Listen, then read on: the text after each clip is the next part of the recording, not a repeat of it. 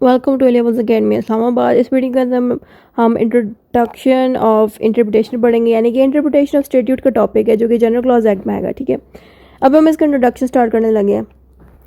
The interpretation of statutes is essential in law. Statute ही laws को कहते हैं। ठीक है, यहाँ पे कह रहे हैं कि लॉज को इंटरप्रिटेट करना एक इम्पोर्टेंट पार्ट है लॉ के अंदर। ठीक है, इंटरप्रिटेट का मतलब है लॉ को समझना, लॉ को अच्छे से एक्सप्लेन करना। It involves figuring out the intended meaning of legal documents like constitution, statutes, contract, deed or wills.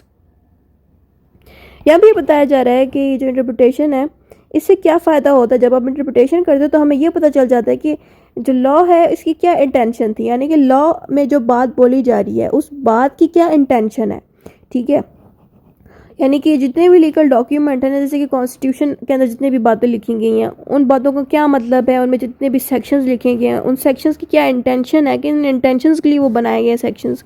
Laws में क्यों बनाए गए, कॉन्ट्रैक्ट के अंदर वो पॉइंट्स क्यों दिए गए, डीड्स के अंदर ये बातें क्यों दी गई हैं, विल के अंदर ये बातें क्यों लिखी गई हैं। यानी कि कोई बंदा विल बनाता है यानी कि वसीयत बनाता है, उस वसीयत के अंदर जितने भी पॉइंट्स लिखे गए हैं वो क्यों लिखे गए हैं, उसकी क्या इंटेंशन थी। तो ये सारी चीज़ें जो हैं जिसको हम इंटरप्रिटेशन कहते हैं। ठीक हो गया।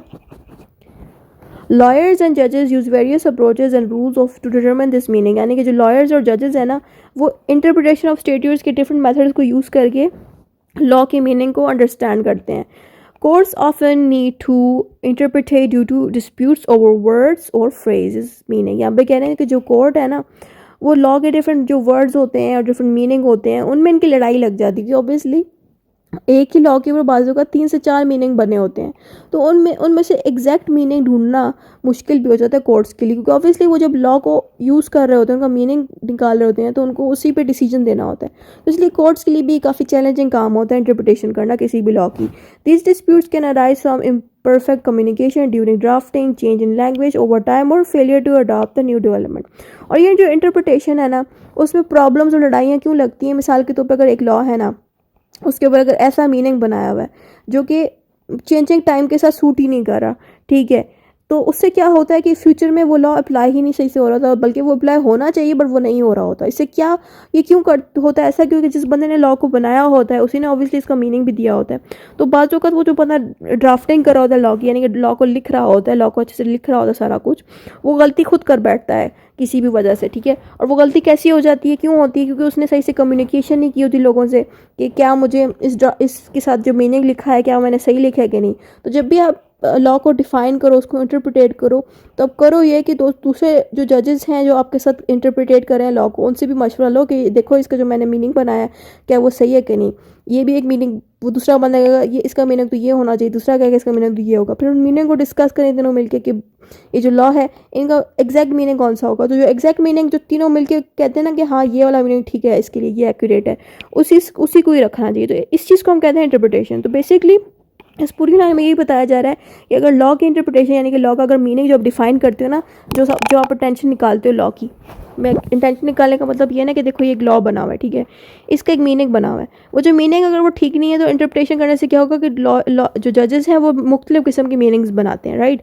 तो अगर मीनिंग ठीक नहीं होगा ना उससे नुकसान होता है फ्यूचर के डिसीजन लेने में। ठीक है, इसको हम इंटरप्रिटेशन कहते हैं। अगले पॉइंट्स में लिखा है statute interpretation is the process of determining the true meaning of written document. यानी कि हम इंटरप्रिटेशन जब करते हैं ना उससे क्या होता है कि हमें ये समझ आता है कि भाई ये जो लॉ है इसको बनाने की क्या इंटेंशन थी और ये किस मकसद के लिए बनाया गया, किन लोगों पर अप्लाई होता है, इसका मीनिंग जो मीनिंग दिया गया है उस मीनिंग में क्या चीज़ें लिखी गई हैं, क्या उस मीनिंग की इंटेंशन थी। इतने सारे मीनिंग्स हैं, इनमें से अच्छा वाला मीनिंग कौन सा है, करेक्ट वाला मीनिंग कौन सा है। तो इस सब को हम कहते हैं इंटरप्रिटेशन करना लॉ की।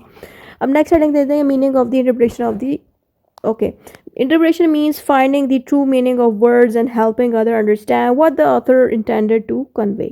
तो बेसिकली यहाँ पे कह रहे हैं इंटरप्रिटेशन का मतलब है कि finding the true meaning of the words of law that can help people. यानी कि इंटरप्रिटेट करने से क्या होता है कि हमें लॉ की जो मीनिंग है हम उसको अच्छे से समझ पाते हैं, क्योंकि लॉ ऑब्वियसली जिस वर्ड्स में लिखा जाता है और जिसकी उसकी मीनिंग जो उसकी दी गई होती है वो बाज़ वक़्त हमें समझ नहीं आती। होता ही है ना कि कोई लॉ लिखा हुआ है, ठीक है, उसका मीनिंग भी दिया गया है, बाज़ वक़्त हमें मीनिंग भी समझ नहीं आ रहा होता। तो इंटरप्रिटेशन करने से क्या होता है कि हमें लॉ को भी अच्छे से समझ लेते हैं, मीनिंग को भी हम अच्छे से समझ लेते हैं, हमें ये भी पता चल जाता है कि ये लॉ किस मकसद के लिए बनाया गया, यानी कि किस इंटेंशन के लिए बनाया गया, ये भी हमें इंटरप्रिटेशन के थ्रू पता चलता है। इससे क्या होता है कि हमें ये पता चल जाता है कि लॉ मेकर यहाँ पे कौन होता है, ऑथर, यानी कि जिस बंदे ने लॉ मेकर है उसकी क्या नीयत थी बनाने की, हमें उसकी नीयत पता चल जाती है, जिससे ये होता है कि जो जजेस हैं वो उस लॉ को उसी नीयत के हिसाब से अपने डिसीजन में अप्लाई करते हैं, ठीक है। नीयत का मतलब यहाँ पे ये है ना कि अगर एक लॉ है, ट्रैफिक लॉ पे बना है या क्रिमिनल लॉ पे बना हुआ है, तो क्रिमिनल्स पे बना हुआ है, तो क्रिमिनल्स किन जगहों पे वो अप्लाई होगा, उसकी क्या इंटेंशन थी लॉ मेकर की कि ये किन जगहों पे अप्लाई होगा। तो जजेस भी उसकी इंटेंशन देखेंगे कि कहाँ पे, ऑब्वियसली वो बंदा तो जिसने लॉ बनाया वो तो मर चुका है ना, इतना साल हो चुके हैं उसको बनाए हुए।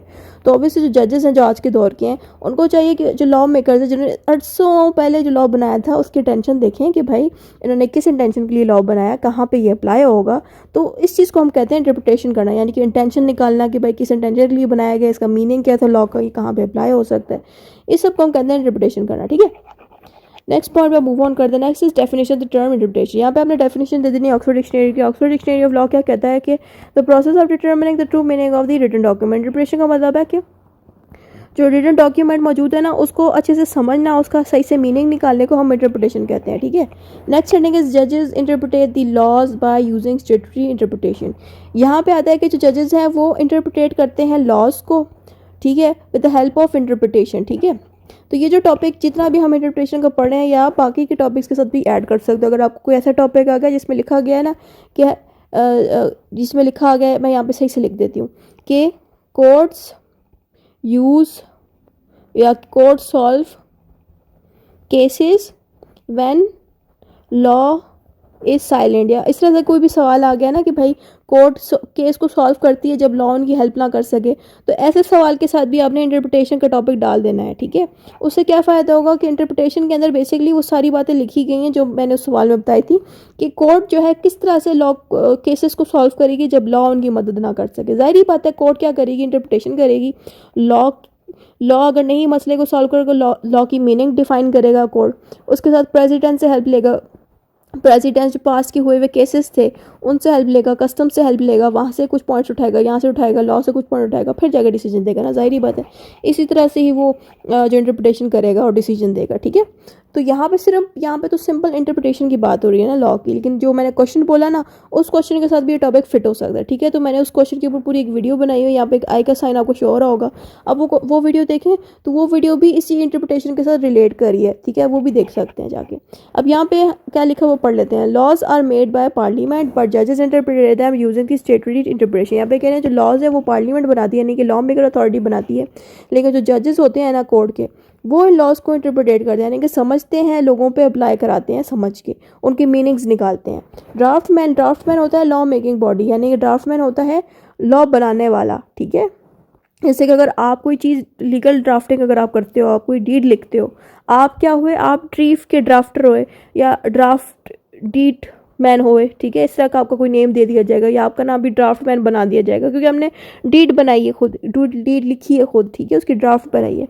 तो सारी बात है इन्होंने लॉज को लिखा है, जो इसलिए इनका नाम होता है ड्राफ्टमैन। तो draftsman try to ensure statutes are clear but sometimes wordings can be unclear and outdated. यहाँ पे कह रहे हैं कि जो लॉ मेकर्स हैं ना, यानी कि ड्राफ्टमैन जो लॉ मेकर हैं वो अपनी तरफ से कोशिश पूरी करते हैं कि जो लॉज हैं वो सही से बनाए जाएँ, वो क्लियर हों, उनकी मीनिंग सही हो, लेकिन फिर भी कहीं ना कहीं कोई ना कोई वर्डिंग्स ऐसी निकल आती हैं जो कि अनक्लियर होती हैं और आउटडेटेड होती हैं। अनक्लियर का मतलब है जो सही से समझ ना आ रही हो, आउटडेटेड का मतलब है कि आने वाले दौर में वो अप्लाई ना हो। जैसे कि अगर ड्राफ्टमैन ने कोई लॉ बनाया है 1999 में, तो वो आज के दौर में 2025 में अप्लाई बाजूकत होता नहीं, सही से दिखाई दे रहा होता।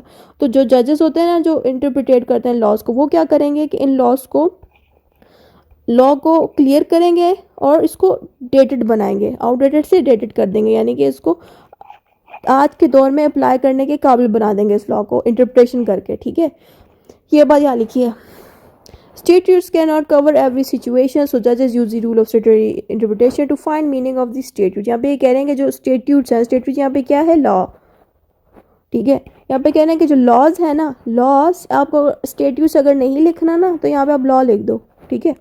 आप लिखो कि statutes जिसको हम लॉ कहते हैं जो है हर सिचुएशंस पे नहीं अपने आप को कवर कर सकता। मिसाल के तौर पे लॉज तो हर चीज़ के ऊपर बने, जैसे कि ट्रैफिक लॉ बने हुए हैं, क्रिमिनल लॉ बने हैं, सिविल लॉ बने, राइट।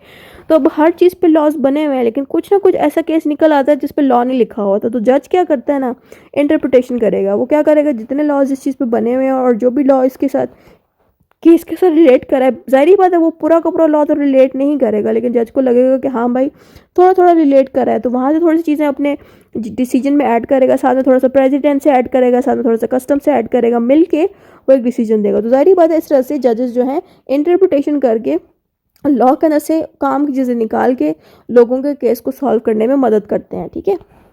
अब पर्पस देख लेते हैं कि भाई हम इंटरप्रिटेशन क्यों करते हैं, इससे हमें क्या, इसका पर्पस क्या होता है। इस purpose is to understand the spirit of law. Purpose ये होता है इंटरप्रिटेशन करने का कि हमें लॉ की स्पिरिट पता चल जाए कि लॉ की रूह क्या थी, किस मकसद के लिए वो लॉ बनाया गया, उसकी क्या इंटेंशन थी, ये इसका पर्पस होता है, ठीक है। स्पिरिट ऑफ लॉ का मतलब ये है कि लॉ की क्या इंटेंशन थी, किस मकसद के लिए वो बनाया गया, उसको समझने के लिए इंटरप्रिटेशन करना बड़ा ज़रूरी है। Next point is its purpose is to ensure laws are applied in a fair and just manner, especially in complex or unclear situation। यहाँ पे कह रहे हैं कि जो इंटरप्रिटेशन करने का मकसद ये है ना कि जो लॉ है ना वो अच्छे से अप्लाई हो सके। तो बाज़ वक़्त होता ही है ना कि एक लॉ बनाया गया है और वो चाह रहे हैं कि ये फ़लाँ चीज़ पे अप्लाई हो, लेकिन जजेस को अगर समझना है ना कि ये यहाँ पे अप्लाई होना, तो जजेस क्या करेंगे, इस लॉ को पहले इंटरप्रेट करेंगे, समझेंगे। जब वो समझ आ जाएगी कि हाँ भाई ये लॉ किस इंटेंशन के लिए बनाया गया, तो वो फिर उस चीज़ को उस तरह से अप्लाई कराएंगे। इसलिए हम इंटरप्रिटेशन करते हैं, ठीक है, ताकि जितने भी लॉज हैं जिनके अंदर कन्फ्यूजन है वो अनक्लियर, अगर लॉज हैं तो वो क्लियर हो जाए, ठीक है, कन्फ्यूजन उनकी दूर हो जाए और वो हर सिचुएशन पे वो लॉ अप्लाई हो सके। Next heading is characteristics of the interpretation of general clauses act. अब हम इसकी करेक्टरिस्टिक्स पढ़ने लगे। करेक्टरिस्टिक्स में हमने ये लिखना है कि purpose driven, it looks beyond the words to understand the purpose of the law. तो करेक्टरिस्टिक इंटरप्रिटेशन का ये होता है ना कि ये लॉ की पर्पस को डिफ़ाइन करता है, इसकी इंटेंशन को डिफ़ाइन करता है। यानी कि मिसाल के तौर पे एक लॉ लिखा हुआ है, छोटा सा एक सेंटेंस लिखा हुआ है लॉ का कि do not drive car faster than the speed, या इस तरह से मैं एग्जांपल दे रही हूँ ना, कोई लॉ लिखा हुआ है जैसे, ठीक है। तो अब लोग तो सिर्फ एक चीज़ देखेंगे कि लिखा हुआ है, वो लोग तो सिर्फ इस चीज़ को देखेंगे। जो जजेस होंगे ना कोर्ट के, वो क्या करेंगे कि लॉ की पर्पस को डिफ़ाइन करेंगे कि भाई ये लॉ किस मकसद के लिए बनाया गया, इसको कहाँ से डिफ़ाइन किया गया, कहाँ से ये बना, क्यों बनाया गया, किस बंदे ने बनाया और उस बंदे ने ये क्यों बनाया था, कहाँ कहाँ ये अप्लाई हुआ। फिर वहाँ से वो समझेंगे कि भाई ये लॉ जो है असल में किस लिए बनाया गया था, ठीक है। तो ये चीज़ हमें इंटरप्रिटेशन में समझने को मिलती है। यही बातें यहाँ लिखी गई हैं कि जो लॉ है ना वो तो बन चुका होता है, लेकिन जो इंटरप्रिटेशन करने वाले जो लोग हैं यानी कि जजेस हैं, वो क्या करेंगे कि लॉ का अच्छे से पर्पस डिफाइन करेंगे, उसको अच्छे से देखेंगे कि भाई ये लॉ किस मकसद के लिए बनाया गया, उसकी बहुत गहराई से उस लॉ को समझेंगे, ठीक है। फ्लेक्सिबिलिटी हमें मिल जाती है इंटरप्रिटेशन करने से। Interpretation allows for some flexibility to adopt laws to changing conditions and circumstances. यहाँ पे कह रहे हैं कि मिसाल के तौर पे एक लॉ बना है 1980s में, ठीक है। तो वो जो लॉ 1980s में बना था ना, इंटरप्रिटेशन करने से क्या होगा कि वो लॉज अब 2025 में भी अप्लाई हो सकते हैं, क्योंकि जजेस क्या करेंगे, उन लॉज को जैसे समझेंगे, उनकी पर्पस डिफाइन करेंगे, फिर उन लॉज को आज के दौर के हिसाब से भी आज के केसेस में भी अप्लाई कर सकते हैं, क्योंकि ऑब्वियसली उनमें तो सिंपल लॉज लिखे हैं, हमें समझ तो नहीं आता, लेकिन जो जजेस हैं वो प्रॉपर्ली उनको स्टडी करेंगे, समझेंगे, फिर उन लॉज को आजकल के दौर के हिसाब से जो है अप्लाई कराएंगे। इसको हम कहते हैं, इसलिए जो इंटरप्रिटेशन करने से क्या फ़ायदा होता है कि हमें लॉज में फ्लेक्सिबिलिटी मिल जाती है कि वो आने वाले दौर में भी पुराने लॉज यूज़ हो सकते हैं। Next point is role of interpretation in the general clause act. यहाँ पे कहते हैं कि क्या रोल अदा होता है इंटरप्रिटेशन करने से। यहाँ से होता है कि क्लैरिफाइंग लेजिस्लेटिव इंटेंशन, यानी कि जो लॉ बनाने वाली अथॉरिटी है ना, उनकी इंटेंशन हमारे पास क्लियर हो जाती है, यानी कि हमें उनकी इंटेंशन पता चल जाती है कि उन्होंने लॉज क्यों बनाए थे, लॉ जो बना हुआ है उसका क्या मकसद है, किस इंटेंशन के लिए बनाया गया, ठीक है। Court are enforced to interpret laws in a way that fulfil the intention of the legislature. यहाँ पे कह रहे हैं कि जो कोर्ट है ना वो लॉज को इस तरह से इंटरप्रिटेट करता है, समझता है और अप्लाई कराता है लोगों पे कि वो लॉ बनाने की इंटेंशन के साथ मैच हो जाए, लॉ बनाने के इरादों के साथ मैच हो जाए, ठीक है। Harmonising the laws, it ensures that different laws do not conflict with each other and interpreted in harmony. यहाँ पे कह रहे हैं कि जब वो लॉ को, जो लॉज है ना उसकी जब इंटरप्रिटेशन हो ना, तो सारे एक दूसरे के साथ मिक्सअप ना हो, बल्कि सारे लॉज की इंटरप्रिटेशन जब हो तो सबका अपना अपना मीनिंग हो, अपना अपना पर्पज़ हो, तो इस तरह से इंटरप्रिटेशन की जाए, ठीक है। यानी कि इंटरप्रिटेशन ऐसी भी ना हो कि दोनों लॉज आपस में लड़ रहे हों, यानी कि ये लॉ और ये लॉ जो है दोनों का मीनिंग सेम हो जाए, ऐसा कुछ नहीं करना, बल्कि सारे लॉज को अच्छे से समझना है। सब लॉज का अपना अपना एक पर्पस होता है, अपना अपना एक मीनिंग होता है। तो हर लॉ को इंटरप्रेट करते हुए डिफरेंट और अलग रखना है कि वो आपस में लड़े ना और आपस में सही से रहें, ठीक है। सही से रहने का मतलब यहाँ पे ये है ना कि भाई लॉज जब वो जज इंटरप्रेट करेगा ना, तो एक ये लॉ है, एक ये लॉ है, तो इन दोनों को मीनिंग एक जैसे ना करते, बल्कि इसका अपना एक पर्पस होना चाहिए, इसका अपना एक अटेंशन होनी चाहिए, पर्पस एंड अटेंशन, ठीक है। Applying laws to new situation, this act helps adopt old laws to modern situation. यहाँ पे कहते हैं कि इंटरप्रिटेशन करने से क्या होता है कि पुराने वक्तों के लॉज को भी हम न्यू लॉज के साथ चला सकते हैं, यानी कि न्यू लॉज में अप्लाई कर सकते हैं, न्यू सिचुएशंस में अप्लाई कर सकते हैं, यानी कि न्यू लॉज के साथ भी इसको रिलेट करके लगा सकते हैं दूसरे केस, न्यू केसेस पे, या फिर पुराने केसेस को एज इट इज़ ही हम किसी न्यू सिचुएशन पे, न्यू डिसीजन में यूज़ कर सकते हैं, ठीक है। तो इंटरप्रिटेशन के थ्रू ही ये हो सकता है। अब टाइप्स ऑफ इंटरप्रिटेशन देख लेते हैं कि हमारे पास कितनी टाइप्स की हैं। पहली है हमारे पास literal interpretation, it focus on the plain meaning of the text. या प्लेन मीनिंग ऑफ टेक्स्ट का मतलब ये है,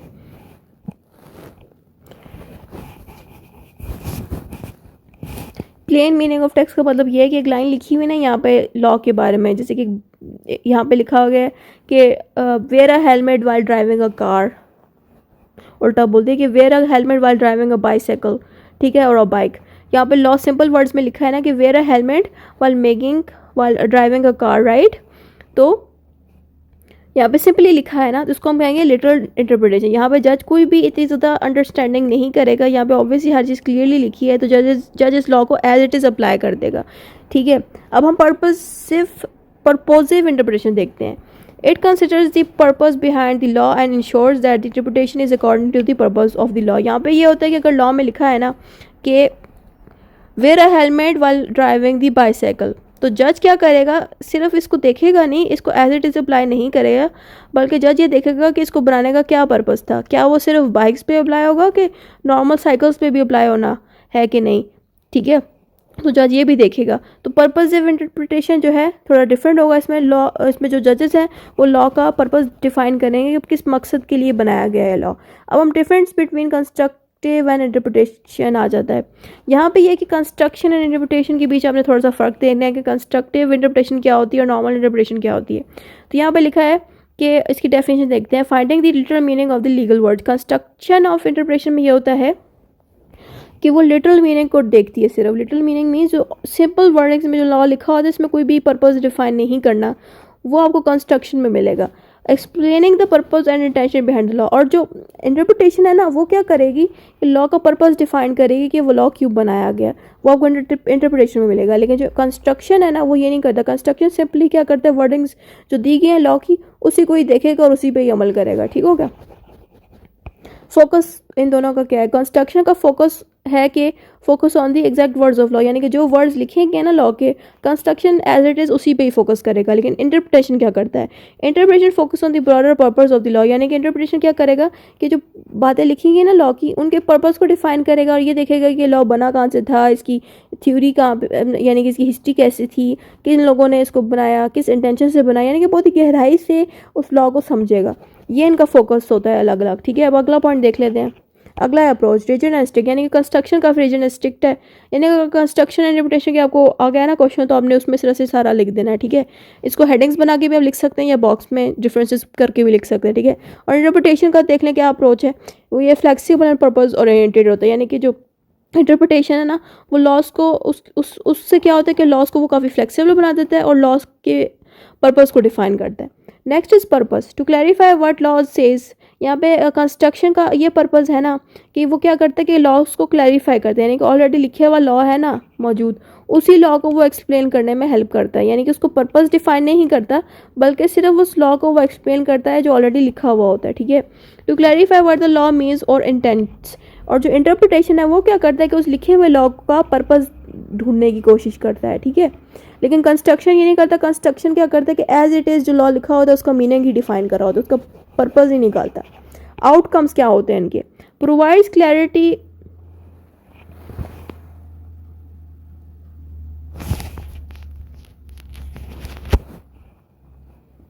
provides clarity on the literal meaning. यहाँ पे ये होता है कि कंस्ट्रक्शन क्या करता है कि सिर्फ उसकी जो लॉ लिखा होता है ना यहाँ पे उसी की जो मीनिंग है उसको क्लियरली लिख के दे देता है, ठीक है। लेकिन इंटरप्रिटेशन क्या होता है, ensures fairness and alignment with the law's purpose. यहाँ पे ये कहते हैं अलाइनमेंट का मतलब है लॉ का पर्पस के साथ उसको मैच कराना, ठीक है। यहाँ पे ये कह रहे हैं कि ये क्या करेगा कि लिखे हुए लॉ को सिर्फ उसका मीनिंग नहीं देगा बल्कि उन लिखे हुए लॉ का पर्पस भी डिफाइन करेगा। तो ये फ़र्क हमें मिलता है कंस्ट्रक्शन में और इंटरप्रिटेशन में, ठीक है। मैं ज़रा इसको क्लीन कर दूँ। नेक्स्ट हेडिंग में आ जाती हैं एग्जांपल्स ऑफ इंटरप्रिटेशंस की। पहली एग्जांपल आएगी लिटिल रूल की। A statute says all person must wear helmet while riding a motorcycle. यहाँ पे स्टेट्यूट क्या है, लॉ। एक लॉ लिखा हुआ है हमारे पास, यहाँ पे लॉ एक लिखा हुआ है कि सारे इंसान हेलमेट पहनेंगे मोटरसाइकिल चलाते हुए, एक लॉ लिखा हुआ है। लेकिन अब इसकी लिटिल इंटरप्रिटेशन कैसी होगी। If a person is caught riding without a helmet, the court will apply the law the same way as it is mentioned in law। यहाँ पे क्या होगा कि कोर्ट अगर सिंपल लिटरल रूल यूज़ करेगी ना, literal rule of interpretation use करेगी, तो कोर्ट क्या करेगी, इस रूल को यूज़ करते हुए जैसा लॉ लिखा हुआ है उसको एज इट इज़ ही लोगों पे अप्लाई करेगी। कोई भी डिफरेंट चीज़ें नहीं ऐड करेगी, ना ही उसका पर्पस ऐड करेगी, ठीक है, ना ही पर्पस फाइंड करेगी। दूसरी एग्जांपल देख लेते हैं, एग्जांपल ऑफ गोल्डन रूल। ये गोल्डन रूल ऑफ इंटरप्रिटेशन आ जाती है, ठीक है। ये भी टाइप है उसकी इंटरप्रिटेशन की जो हमने ऊपर पढ़ी थी। A statute says no person shall be allowed to drive faster than 80 kilometres और 80 km स्पीड, ठीक है। तो यहाँ पे लॉ कह रहा है कि कोई भी इंसान अपनी गाड़ी को 80 km स्पीड से ज़्यादा ऊपर नहीं चला सकता, ठीक है। अब क्या होगा, if a person is caught driving at 90 km due to an emergency, the court might apply the golden rule to make an exception even though the law says 80 km, ठीक है। एक्सेप्शन का मतलब ये है कि एक बंदा जो है 90 km पे पकड़ा गया जबकि लॉ ने कहा है कि सिर्फ 80 km तक ही आप चला सकते हो, लेकिन वो बंदा 90 km पे इसलिए चला रहा था क्योंकि उसको इमरजेंसी लगी हुई थी। उसने उसकी शायद गाड़ी में कोई प्रेग्नेंट औरत बैठी हो, उसको जल्दी उसको हॉस्पिटल लेके जाना हो, या कोई भी उसको इमरजेंसी में जल्दी जाना हो, कहीं पे कोई हादसा हो गया हो, ठीक है, या कोई एम्बुलेंस है उसको पकड़ लिया गया, वो एम्बुलेंस बहुत स्पीड से जा रही है क्योंकि उसने किसी की जान बचानी है।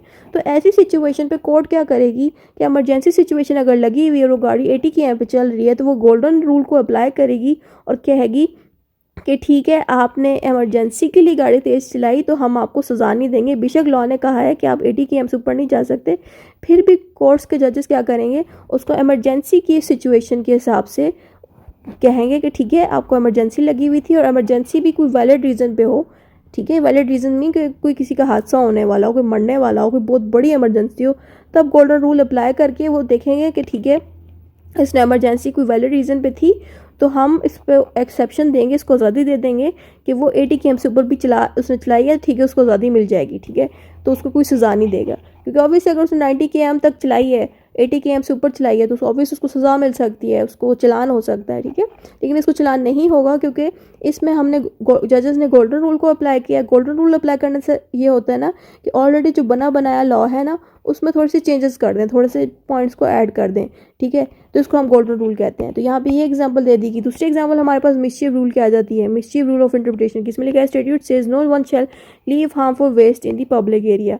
यहाँ पे एक लॉ लिखा है कि कोई भी इंसान ख़तरनाक गैसेस को या ख़तरनाक वेस्ट को पानी के अंदर या पब्लिक एरियाज़ में ना डालें, यानी कि जो पब्लिक एरियाज़ है ना उनमें गंदी गैसेस को या गंदे वेस्ट को ना फेंकें, ठीक है। तो यहाँ पे क्या लिखा हैगा, if a new kind of harmful waste like electronic waste starts causing problem, the court में interpret the law to include electronic even if it is not mention in the law. यहाँ पे यह होगा कि मिसचीफ रूल ऑफ इंटरप्रिटेशन को court use करेगी और क्या करेगी कि लॉ ने अगर लिखा हुआ है ना कि किसी किस्म का हार्मफुल वेस्ट पब्लिक में यूज़ ना हो और अचानक एक ऐसी सिचुएशन आ जाए। देखो ये लॉ बनाया गया था 2002 में, एग्जाम्पल दे रही हूँ मैं, ये नहीं कह रही 2002 में बना है, मैं एग्जाम्पल दे रही हूँ, या बहुत ही पुराना बना हुआ है, या 1990 का बना हुआ है, ठीक है। अब एक और गैस आ गई है इलेक्ट्रॉनिक वेस्ट की जो कि आई है 2025 में।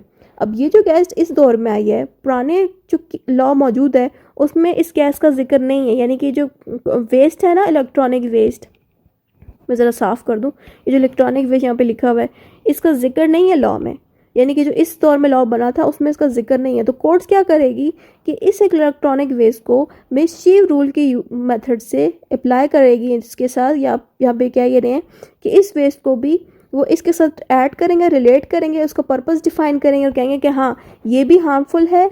और लॉ ने ऑलरेडी मेंशन किया है कि किसी किस्म का भी हार्मफुल वेस्ट ना ऐड हो, भले ही यहाँ पे लिखा नहीं हुआ इस गैस का नाम, इस वेस्ट का नाम नहीं ऐड किया, लेकिन जजेस क्या करेंगे कि इस वेस्ट को भी इसके साथ ऐड कर देंगे और कहेंगे कि इसमें कहा गया था ना कि वेस्ट ऐड नहीं करना, तो वो इसको भी ऐड कर देंगे अपने हिसाब से और कहेंगे कि ये भी वेस्ट अगर आपको दिखा ना तो हम आपको सज़ा देंगे। यहाँ पे ये कह रहे हैं कि जब भी बंदा इलेक्ट्रॉनिक वेस्ट पे अगर डालता है ना सड़कों पे, तो उनको भी हम सज़ा पहुंचाएंगे। यानी कि पब्लिक पे, सड़कों पे, लोगों जहाँ पे लोग फिर रहे होते हैं उस एरिया पे अगर किसी ने इलेक्ट्रॉनिक वेस्ट भी डाल दिया ना जो कि लोगों को हार्म पहुंचा रहा है, तकलीफ़ पहुंचा रहा है, तो हम उन बंदों को सज़ा दे सकते हैं। जबकि इस इलेक्ट्रॉनिक वेस्ट का जिक्र इस लॉ में मौजूद नहीं था, लेकिन जजेस ने इंटरप्रिटेशन करके इस चीज़ को समझा कि जो लॉ है इस लॉ को बनाने का मकसद ही यही है कि लोगों को डैमेज ना पहुँच सके हार्मफुल वेस्ट से। ठीक है, ये इसका मकसद मैंने खुद आपको बताया कि लॉ ने इसका मकसद इस तरह से निकाला है। ठीक है, तो लॉ ने जब इसका पर्पज़ यानी कि मकसद जब उनको पता चल गया कि यहाँ पे हार्मफुल वेस्ट से लोगों को अगर नुकसान पहुँच रहा है ना,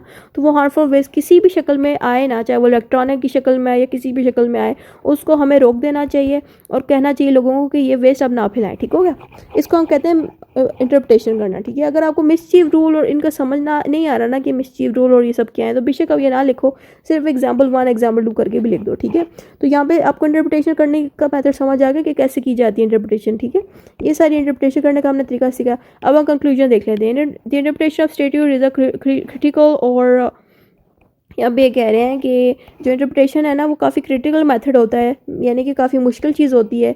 और प्रोसेस यहाँ पे कह रहे हैं कि इंटरप्रिटेशन जो है काफ़ी मुश्किल प्रोसेस होता है लीगल सिस्टम के अंदर, क्योंकि ये जो इंटरप्रिटेशन है काफ़ी कोर्ट्स को हेल्प करता है लॉ को अंडरस्टैंड करने में, लेकिन इट्स सेल्फ भी काफ़ी मुश्किल चीज़ होती है। सारी बात है, इंटरप्रिटेशन करना कोई छोटी बात तो नहीं है। अगर आपको लॉ लिखा हुआ है, उस लॉ में बात कंप्लीट नहीं लिखी हुई और कोई न्यू सिचुएशन आ गई है जो उस लॉ से रिलेट कर रही हो, तो उसको मैच करना काफ़ी मुश्किल चीज़ होती है, राइट। उसका पर्पज़ ढूंढना काफ़ी मुश्किल चीज़ होती है। तो इसलिए जजेस जो चीज़ इंटरप्रेट करते हैं वो काफ़ी मुश्किल से कर रहे होते हैं, क्योंकि लॉज में हर चीज़ क्लियरली नहीं लिखी होती।